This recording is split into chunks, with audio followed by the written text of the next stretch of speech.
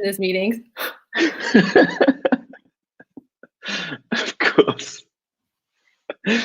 Good evening, everyone, and welcome to our business focus for the evening. Yes, It's happy been Thursday. it's been a really nice day. You went outside today, Pearl? I did go outside today because it was such a beautiful day, and I haven't gone grocery shopping in over 10 days, so it was about that time. But I Yeah. went at a very good time. There were only 10 people in front of me at the Oh, SO. good. I And you know. went And like then lunchtime, left. didn't you? Huh? And you went around lunchtime. Yes, I got there around like 2 o'clock. So I think people were still eating and they were preparing. When I left the supermarket, there was a long line. I was like, God, Perfect. yeah, So everyone was thinking, yeah, I'll go after lunch, but you were like, no, I'm gonna go I'll right go at to lunch. the Good job. Good job. awesome. So shall we introduce ourselves? It's the best way to start a Yeah. focus. So I'm David. I'm from Southwest London. So I have a British accent, of course. And I teach in Milan at one of the MyES schools in Montenero. I forgot the address then. Montenero School in Milan. And I'm Pearl, and I am from Florida in the United States. So I have an American accent. We have two great accents here today. And I also teach with David at the Milano Montenero School. And that's it. That's it. Great introduction. Thank you for coming to our webinar, and we hope you enjoy. Please say hi in the chat because we love talking to the students, and it really makes these webinars better and more enjoyable. Yeah, 100%. But be aware, you probably know by now, but be aware there is a small delay in the chat. When you send and when we receive, there is sometimes a minute delay. So we've just received Marco. Hey, Marco, welcome to the webinar. I love Rome. Rome was my favorite city. It is beautiful. It was a beautiful city. Wonderful. Nice to meet you, Marco. So let's get started. Today we are doing intermediate emails 2, power in numbers. And in today's focus, we are talking about dividing up tasks by email, formal versus informal styles in emailing, and organizing a to-do list. That's a very useful focus considering a lot of people are working from home and need to communicate via email. Yeah, exactly.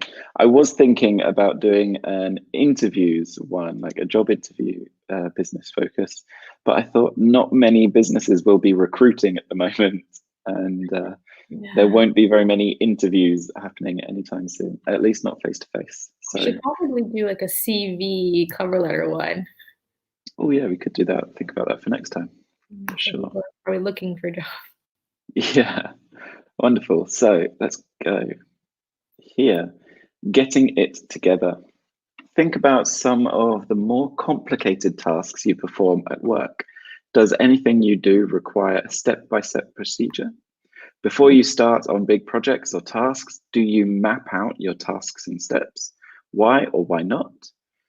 And then we've got some of our one way of listing things: first, second, third, fourth, fifth. We just love ordinal numbers and that TH. The pronunciation is beautiful or at least to practice. Fourth, fifth, 20th. 20th. Those THs, man, they're difficult. So some of the more complicated tasks. So Marco, what kind of tasks do you perform at your job? And what is your job? Yeah, what is your job, Marco? What are the more complicated tasks we perform at our job, David? So the more complicated, possibly creating a lesson. Yeah, creating a lesson, especially if it's a news focus. Finding an appropriate article that suits most levels. Yeah. And then and if you can't find one that suits a mix of levels. You kind of have to find a good one and then change it a little bit, change the language in the article and adapt it to the level of your students. I've done that before. Ooh, also preparing for workshops or events is a little bit more complicated than a regular lesson Definitely. as well. Clara, hey. Welcome back. Nice to see you. Yeah, don't worry about being late. It's absolutely fine. So Clara, we're discussing our tasks, the tasks we do at work or our responsibilities we do at work. The complicated one. We don't do this often, but I think level checks are a complicated thing. Oh, yeah, definitely. But that's not something that we can do step by step. That's very much on your toes. You have to be on your toes. You have to do it there and then. No. Well, maybe we could go through a list of questions to ask to assess, like ask a past question or a future question. Yeah. Present perfect question. Future perfect. See where they what are. will you have done in 5? Yeah. What will you be doing? What will you have done in 10 years? Yeah, I think that could be a list of questions to ask. I remember when I worked in retail, this is on to question 2 now here. Before starting any big projects like moving displays in my shop or organizing my team, I would always map out my tasks just to know that if I start taking a direction, is that a successful direction or do I need to change it before I start so as not to waste any time? Yeah, I think the more complicated the task, the more steps I have to map out, especially when it comes to scheduling things, like thinking about all the variables. Definitely. Marco has said, I mentalize the process. I don't know if it's correct. I think the more you do a task, the more you should have divided into steps in your mind. Yeah, definitely. Create the steps in your mind. It's not necessary always to write things down. You can think, okay, first, second, third, in your head, of course. Perfect. Cool. That is true. I agree, Marco. I do the same. Especially if it's a repetitive task that you've done many times, you memorize the steps. I also, when I do write things down, I do get a little bit of satisfaction when I cross things off, like I did this, on to the next one. Yeah, seeing that it's complete makes it feel like you have had a productive day. I work in the rights department of a publishing house. Wow. So one of my step-by-step procedures, plural, one of my step-by-step procedures is dealing with other international publishers. I mean, first of all, I have to present the books. Wow, cool. Very cool job. Sounds very nice. Yeah. That sounds like a lot of fun. Good. So wonderful. Yeah, it's good to do things step by step, whether that's mentally or on a piece of paper. But yeah, I also prefer to write things down and tick. As I'm getting older, I realize I need to start writing things down. Me too, 100%. Cool. So here we have a case study. Nickel and Dime Brewery in Boston. Nickel and Dime has a selection of artisan beers that are gaining attention internationally. The company is growing rapidly and is expanding into the restaurant industry, where it will have the opportunity to display its beers. The restaurant is still in its planning phase, and there is quite a lot to do. CEO James Nicholson has appointed longtime marketing manager Sarah Harden, restaurant manager. She really has her work cut out for her. What are some activities needed to open a restaurant? In what order would you do them? Sorry? That last sentence was... What? Restaurant manager. Yeah, it confused me. Longtime marketing manager, Sarah Harden, restaurant manager. I think there's a mistake there. It's difficult because has appointed long-time marketing Sarah manager.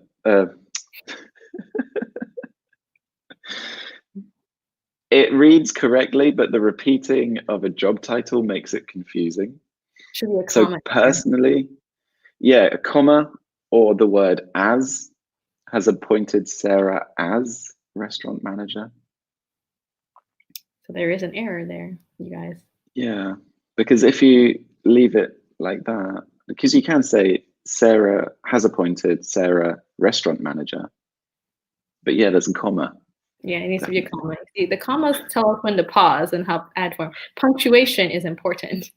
100%. I couldn't read it. It's terrible. Okay. I sent some internal papers. After they decided to write the book, I arranged the contract. Oh, that's very nice. So you have a very nice step, a nice system to follow. Present, send pages, arrange the contract. Perfect. So, thinking of Nickel and Dime Brewery, what are some activities needed to open a restaurant? And what order would we do them in?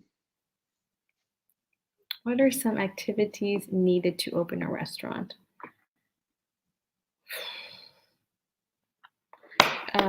Finding a location. Yeah, I think that's number one. Top of the list. You need a location. Location. Well, maybe even before finding a location, you need to have a concept, like what type of food you want to. Yeah, definitely. They're like a brewery. She has her great sentence. She really has her work cut out for her. So that's an expression we use in English. Good question, Clara. She really has her work cut out for her. What does that mean? What does that mean? That means she has a big task to do. Mm-hmm. There is a lot of work and a lot of responsibility. So it's going to be a difficult road ahead. Yeah, it's a difficult Marco, decide the type of restaurant. So you decide the type of restaurant. Clara, firstly, they should hire the people who will work there. Yeah, you definitely need to hire people. Perhaps not first. I agree that first, yeah, you need to decide, is it Italian? Is it American? Is it sushi? Mm-hmm. Or is it fast food? Is it fine dining? Yeah. Is it a high class restaurant or is it just cheap eats? Yeah, it could be a home style restaurant as well. Or like really posh. I think for Nickel and Dime Brewery, they're American, right? Yeah, from Boston. Mm-hmm. So it could be a kind of probably an American bar. Maybe pubish German for beer or English type of restaurant.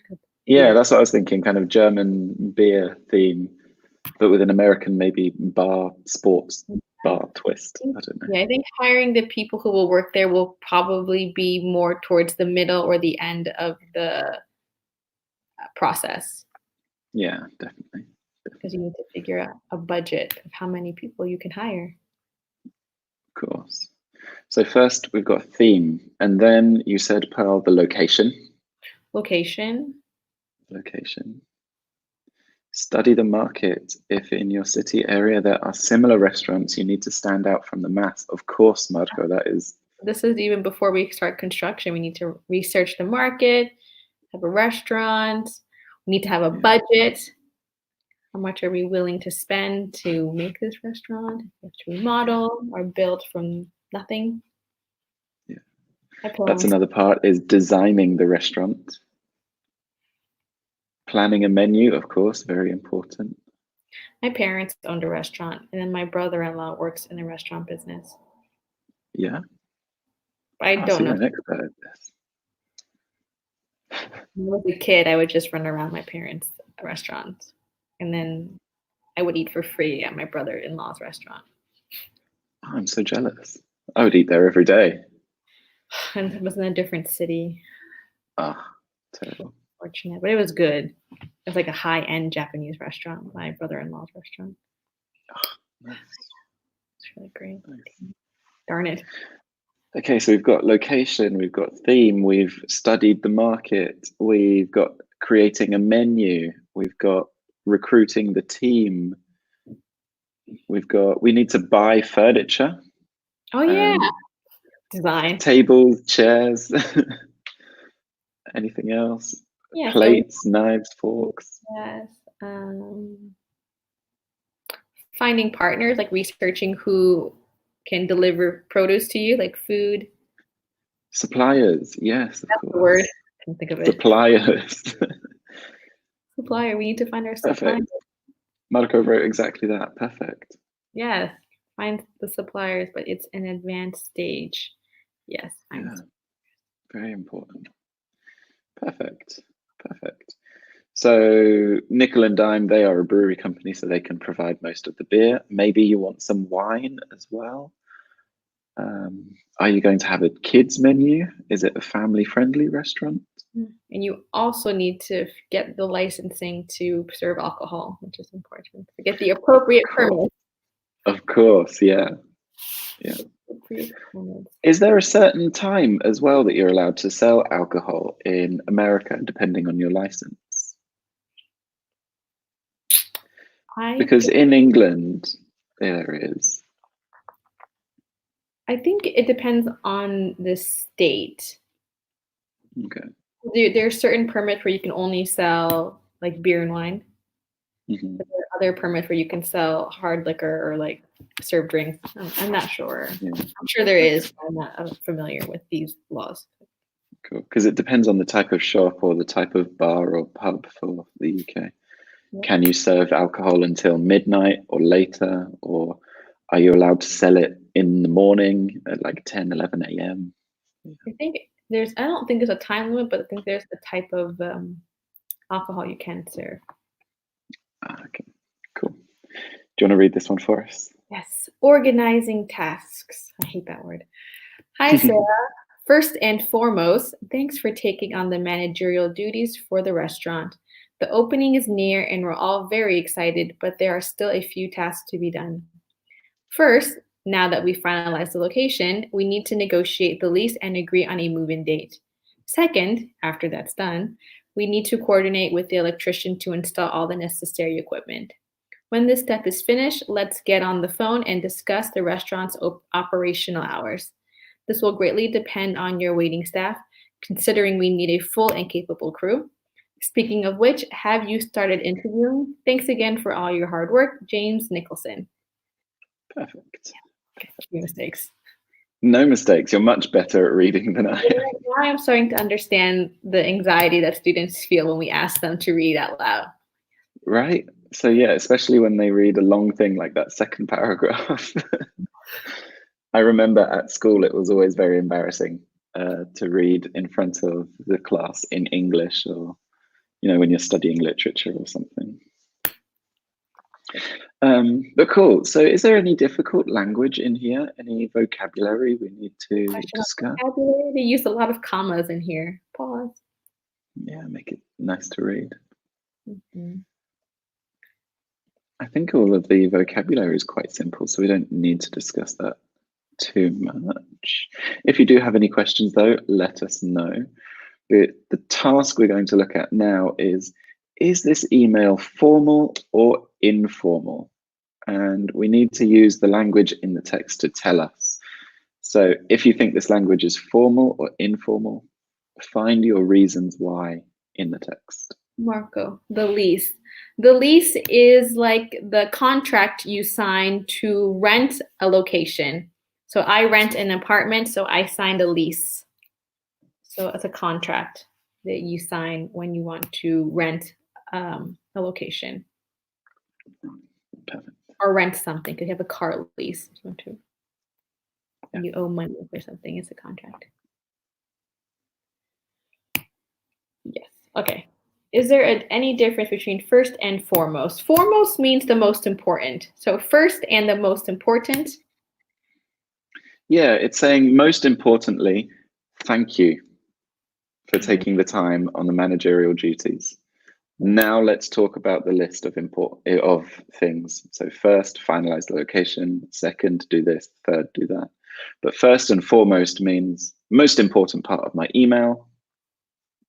Yes, you don't necessarily have to use first and foremost always together. You can use foremost by itself, or you can use first. But first and foremost means the first and most important. Yeah, it's like the opposite of last but not least. Yes. Good job. Yes. Opposite of last, but not least. Yes. Cool. So Marco says this is informal language, and I completely agree. I do agree. Marco, why do you think it's informal? Marco, why do you think it's informal?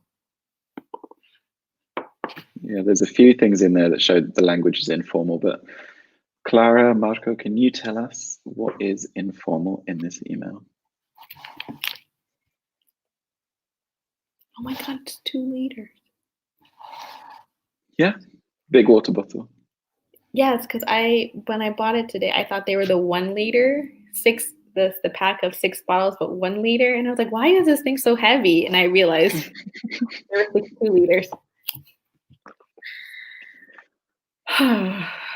Perfect, Clara. Yes, there are contractions. So where he says, where is it? We're all excited. Is there any other contractions? Let's. Yep. We've first. We've. Yeah. Perfect. Let's get on the phone and other expressions. Yeah. Exactly. Yeah, like that whole phrase is kind of informal, isn't it? Yeah, even hi Sarah is very informal. I would say like good morning, cool. Or dear Sarah. It's informal. Hi Sarah. Thanks instead of thank you. Again, yeah, an abbreviation of thank you. It's just thanks. Let's get on the phone. Perfect. Good job, Marco. Yeah. And thanks again. Yeah. Just repeating that same language rather than using a different phrase or the full thank you. Perfect. And final one. I like exclamation marks. I use them quite often, and I'm a fan of exclamation marks. Me too. I use exclamation marks all the time. I know some people that hate them and never use them, but like it says here, it's informal. So for me, it makes an email sometimes more friendly. It does, because I feel if I put a period, it sounds very serious and not very warm. It's very cold. Yeah. Thanks for your hard work. Stop. Sound very nice. I like exclamation marks. Yeah. Perfect. So the language that James uses, how does James order the tasks in his email? What language does he use to order his tasks in this email? We kind of spoke about them a little bit at the beginning.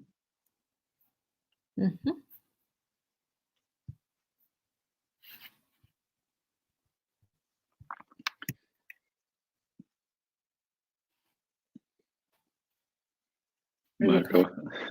Sequencing discourse markers. Good.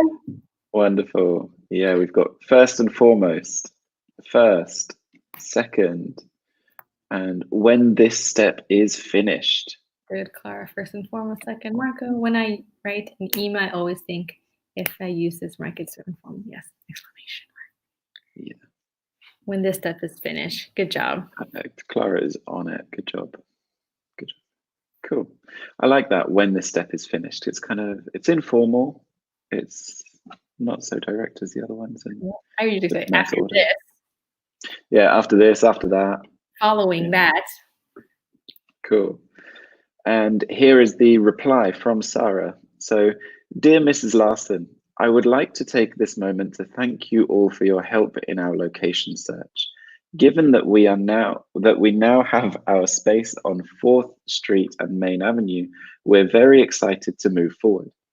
Firstly, we would like to discuss these terms of the lease. Would you be free for a call tomorrow morning around 10 a.m.? Secondly, We would prefer a move-in date by the end of the month. Please advise on the feasibility of this.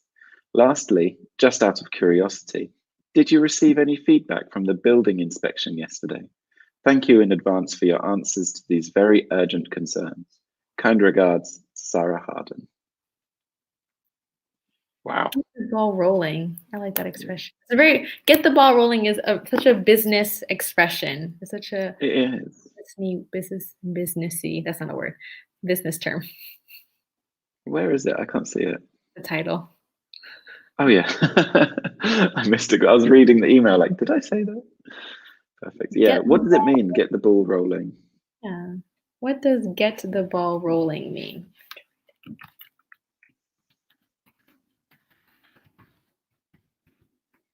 Get the ball rolling. I love these little banners that we can make. Clara, this is very formal. I completely agree. This email, 100%. Just out of curiosity, it's funny. It is funny. It's a nice way to push someone like I'm waiting for this. So just out of curiosity, it's a very nice way to say I'm waiting for this answer. Yeah, definitely. Don't forget. Get the ball rolling. Yes, let's start. Yeah. Yeah, to get something started, to start. Let's start. Exactly. Perfect. So,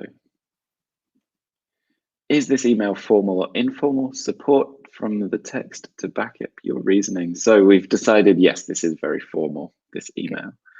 But why? Yeah. What language is used to make you understand it is formal? Can I be honest? I really don't like the final sentence. This one. It's very pushy, the final sentence. Yeah, it's very passive aggressive. Like, answer me now, this is important. I don't like it. It's the type of sentence I would use if I did not get answers to the same questions the first time and I need them very quickly. Yeah, or even if it is the first email, it could be, you should have already told me this without this email. Yeah. That would be great. If I received this email, I would think urgent. Are you? Yeah, like, can you calm down, please? So I would just say thank you in advance, full stop. Thank you in advance. I think is much softer. Absolutely. Dear, I would like, would you? Yes, we have our modals, and modals are always used for polite requests.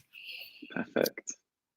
Why he uses contracted form, we're very excited. Is it possible to try and inform females?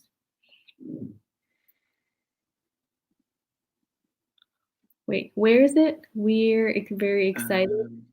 Here. That is a very good question.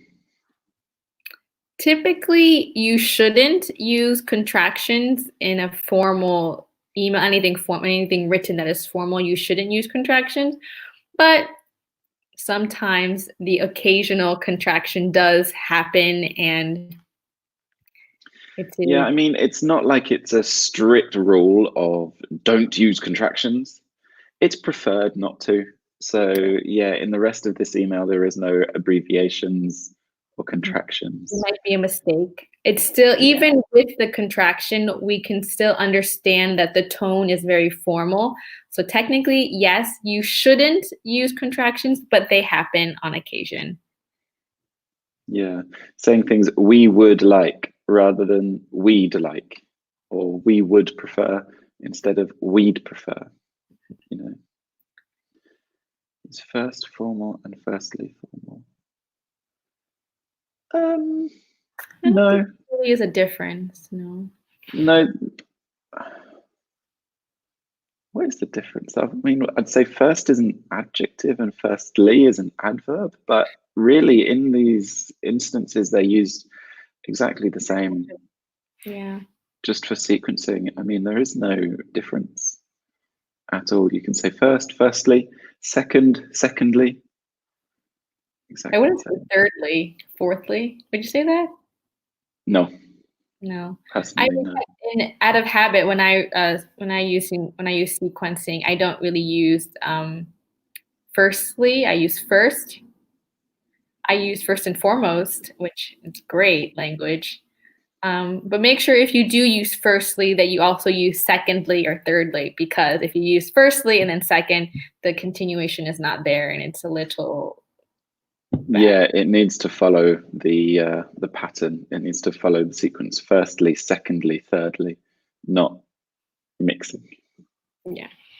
But perfect. Perfect. So we were just discussing that. How does Sarah order the tasks in her email? Firstly, secondly, and lastly. Yeah. You could say first, second, last. No difference. No difference between formal and informal or anything. Perfect. Okay, so remembering this language that we've just discussed from before, if there is a formal version, what is the informal version? And vice versa. If there's informal, what's the formal version? So we've got thank you, cannot, do not, we have. Thanks for everything. Let's go. Let's do, etc. So let's find the opposite form.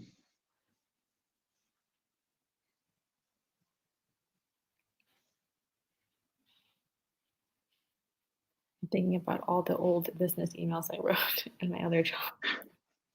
Yeah. Most of my business emails with my suppliers in my old job were very informal. Yeah, when you build a relationship at work, you could start to get very informal with your emails. Yeah, with my coworkers for sure. But even when I talked to outside suppliers who worked for our company, it was and their representatives and me, we would talk. It'd be very informal. Oh, really?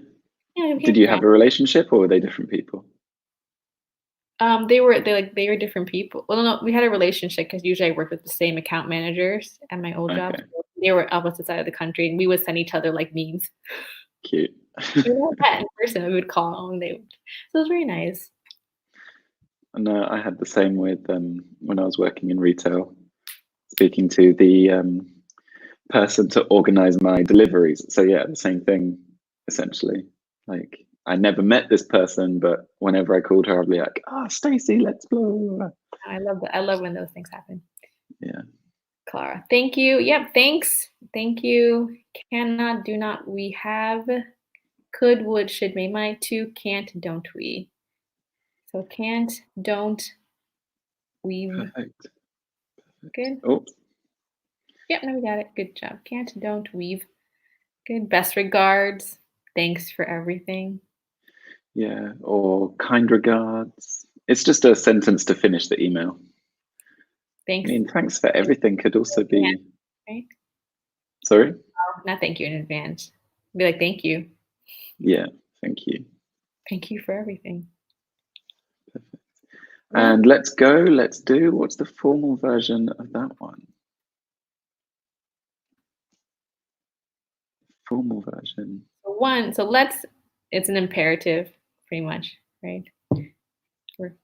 We're commanding. We're not asking. Yeah. Number 5, yeah, dear Sarah becomes hi Sarah. Perfect. Hey, Sarah. Or hey, What's up, Sarah? how's quarantine? Quarantine is rolling. Good. Cool. Would you like? Would you be? Would you prefer? Can we? Could we? Remember, could is the. I think could is more polite than can. Yeah, it is. We would put it into our modal verbs of would and could, like, could we go to, could we have a phone call? Could you be so kind? Would you be Yeah. so kind? Would you be free for a phone call? That kind of thing. Yeah. But perfect. Good job, guys. Perfect. Now we need to finish the sentences. These are 2 sentence halves. Yes. Sometimes they may look like there is more than one answer. But hey, let's read first. Did you receive feedback? Would you be free? We would prefer. Please advise on. Would you like to discuss? I would like to take this moment. Thank you in advance. For a call tomorrow, the feasibility of this, the terms of the lease, a move-in date by the month's end, to thank you for your answers, and from the building inspection. I'm doing it It's too. difficult to read half a sentence. It is. Pay attention to punctuation, because I tried to match one. I was like, wait, that's not a question. But it would fit if it was a question, but there was a question mark at one of these. Yeah, so punctuation, grammar can be very, very important, of course. Yes, pay attention to punctuation.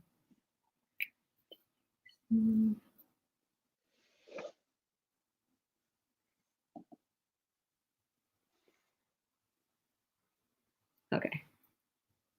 You ready? Clara's ready. Number 1, so is Marco. From the building inspection. Did you receive from the building inspection? Yeah, did you receive feedback? Feedback, sorry. I forgot the word there. Almost the weekend. Okay. Cool. Number 2.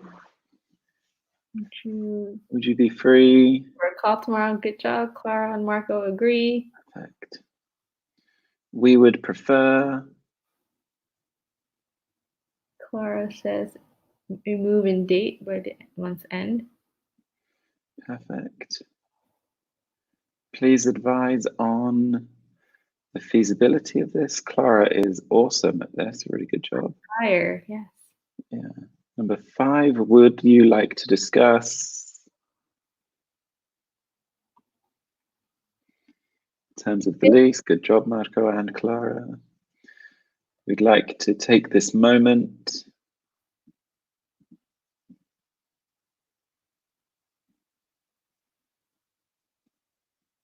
to thank you. Perfect. And so very difficult then. Last one. Thank you advance for your answers. Perfect. I feel like if some of these could be questions, like, would you like to discuss the feasibility of this? If it was a question, it would fit. Yeah, definitely. So focus on your punctuation, your grammar when you're typing out your emails, of course. Good. Some of these are quite neutral phrases that you can literally take from here and use in any email that you need to send at work. Like, thank you in advance for your answers. I would like to take a moment to thank you. Really good to take some of these. Would you be free for a call tomorrow? Yeah, you can change the other half. I would like to take this moment to discuss last meeting's topics, or this moment to say happy birthday to someone. Yeah, a very formal happy birthday email. Yes. Cool. Here it says, write a quick note to the CEO of your company or an important client arranging. We're going to skip that. We're going to skip that because there is another task that we want to look at here, just to think about how we would use the language in here. Pearl, do you want to choose? Don't like finance. Engineering has too much math. Let's do the first one. Startup. Cool. Yeah. That's my favorite one. It starts with nickel and dime again. Great. I had a feeling it would be very similar to what we already did. It usually cool. So Sarah from Nickel and Dime must send an email to Bill Dix, lead restaurant investor. See, there it has a comma. The comma is important. Punctuation key. An email to Bill Dix, lead restaurant investor, who is a bit curious about the next steps before opening the restaurant. Assure him that everything will be all right. So these are our tasks. And here is our language for organizing tasks and informal expressions. So we want to write a nice informal email to Bill Dix. So finalizing. How can we start this email, right? Yeah, that's the thing. Is that what you're saying? I want you guys, you guys just write in random example sentences that you could include in this email, starting with, hi, Bill. Thanks, Pearl. I hoped you would choose the first one, and I did. Yes. Choose the The first first one. case study is always very similar to the practice case studies in the lesson. Perfect. Is that something you've noticed, that the first one is always the same? Ah, clever. I never noticed. Because I've done so many business lessons. They're not my favorite. So how can we start this email? It's informal. My favorite story is in the business focus. Oh, it's an investor. No, maybe it's informal because they already have a relationship. Yeah, because they're just assuring him that everything will be all right. He's a bit curious for the next steps. So it sounds like he's already invested. They've built the relationship and they just need to make sure he is up to speed with everything that is happening. Up to speed. What a great expression. Cool. And Marco agrees. Yes, informal, pal. Come on. But yeah, no, I understand. Usually an investor, especially first contact, would be very, very formal because you're asking them for sometimes a lot of money. So the investor's like your brother-in-law or something. Yeah. Hey. Possibly. But you would use nice language with your brother-in-law if you wanted him to. Yes, because then he would make fun of me if I did. No, he would make fun of me if I used formal language. He'd be like, who do you think you're talking to? The president? Brilliant. Family. So we could say, I like using good morning or good afternoon. I think it's very nice. Yeah, even in an informal email, I would use good morning, good afternoon. Because you're greeting them in a nice way. Yeah. When this step is finished, we have to finalize the menu and install the draft beer tap. As an example sentence, perfect. Yeah, it goes somewhere in the middle of the email. Very, very nice. Clara, dear Bill, how are you? Good, very important. How are you? I was wondering if you've got a chance to think about how we can decorate the bar area. Not bad. Wondering if you've got a chance. Or in an email, you would put that into the past, wondering if you've had a chance to think about how we can decorate the bar area. Yeah, because have got, even though technically it's past perfect, it's present because it means do you have, or yeah, do you have a chance to think? So think about it now, but we need to make that present perfect. Have you had a chance to think? Or wondering if you've had a chance to think. If you have got. Yeah, have got is a bit strange. Yeah. Good example. It's a good example. I would start, dear Bill, or hey Bill, if it's informal, or good morning. Thank you again. Our first and foremost, thank you again for investing, believing in our dreams. Oh, nice. Believing in our dreams. Firstly, we are arranging an appointment with the electrician to install the beer tap. And then after, we will install beer tap. That's right there. Would you be free on Monday morning around 11 to see the electrician? Perfect. Polite. Yeah, that's nice. After arranging an appointment, we will finish with staff interviewing. Pay the first 3 months of rent to get the keys. A lot. I don't know which step would actually go first. Maybe decorate the bar last. Yeah, because decorations are always the final thing. First, you want to install the beer tap, get the electrician in, pay rent, so you actually have the location to use.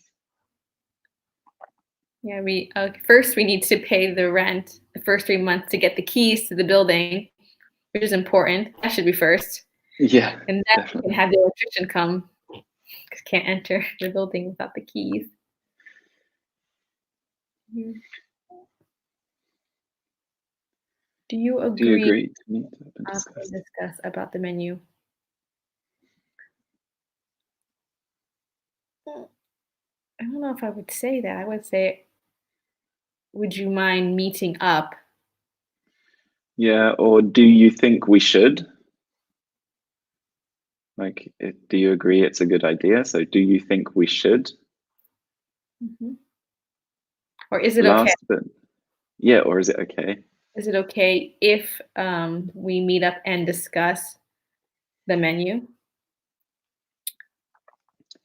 Marco, last but not least, we have to pay as soon as possible the first 3 months of rent to get keys. Don't forget it. With the Exclamation exclamation mark. mark.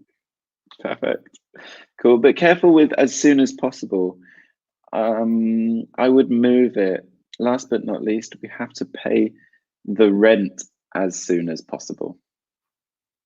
We have to pay the first 3 months rent as soon as possible to get the keys. It sounds better at the end of the sentence. Yeah, to go after your object. We pay rent.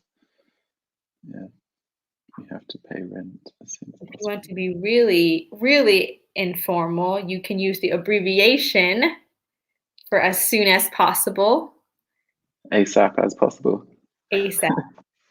Yeah, ASAP. I'll We type need that in. to we have to pay the first 3 months of rent to get the keys ASAP. Super informal. Yeah, as soon as possible. Perfect. Yeah, as soon as possible. It's used quite a lot in business emails, especially if you've got a relationship with whoever it is that you're texting. ASAP exclamation mark. ASAP, right?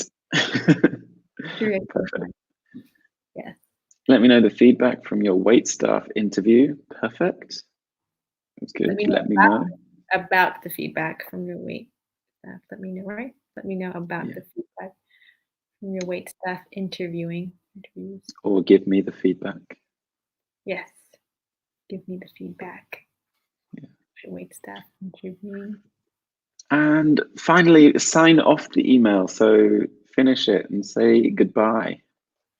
How would we? How do you say goodbye in an informal email? FYI, I've already arranged an appointment with the electrician. Good. FYI, very informal. Perfect. Yeah. Good. FYI. Yep, for your information. Good. These guys are really good with the language. Yeah, good job, guys. These are good. The grammar is pretty good. So how would we finish this email? Yeah, we need to get those finished emails through, and then we're finished for tonight.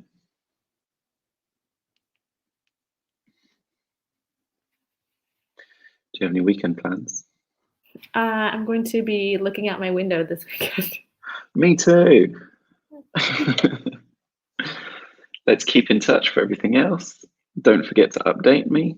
Wonderful language, really good. Good. Speak to you soon. Yeah. Speak to you soon. We're looking forward to hearing from you. Best. Best. See you soon. From. Perfect. From. Yeah, I wouldn't put from in an email. A birthday card, I would, but not so much an email. I was gonna send you an email on David and be like, from Pearl. To David from Pam. Cool, guys, we're going to have to finish there because it's now 10 to 8 and we need to finish this broadcast for other people to start the next one. So thank you very much for joining us tonight, guys. You did really well with the language. Good job. The contraction is Great. wonderful. Good. Have a good weekend and stay inside and stay safe. Yeah, enjoy your sofa, enjoy the TV, enjoy any cooking you have planned. Yes, we hope to see you soon. Yeah, perfect. Good, Bye, guys. Bye, guys.